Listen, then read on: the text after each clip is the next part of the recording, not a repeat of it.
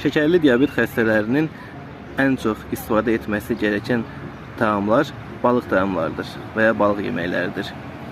Balıq heç bir diabet xəstəsinə heç bir ziyanı olmayan bir qidadır. Balıqdan istifadə edilməsi çox məqsədyönlü olur şəkərli diabet xəstələrində.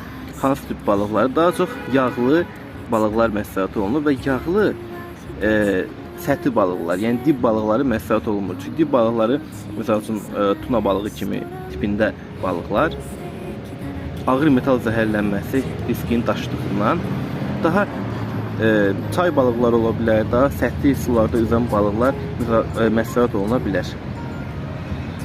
Məsəl üçün ziyad balığı, məsəl üçün somon və ya farel dediyimiz balıq, alabalıq və digər balıqlar həqiqətən sağlamlığımız üçün çox xeyirlidir ki, bunlar əlavə olaraq omega 3 açısından da çox zəngindirlər. Şəkərli diabet xəstələrinin ən çox istifadə etməsi gerəkən təamlar balıq təamlarıdır və ya balıq yeməkləridir.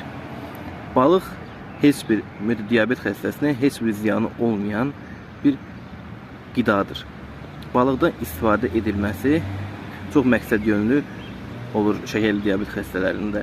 Hansı tip balıqları? Daha çox yağlı balıqlar məsləhət olunur və yağlı səthi balıqlar, yəni dib balıqları məsləhət olunmur. Çünki dib balıqları, məsəl üçün tuna balığı kimi tipində balıqlar ağır metal zəhərlənməsi riskini daşıdığından daha çay balıqları ola bilər, daha səthi sularda üzən balıqlar məsləhət oluna bilər.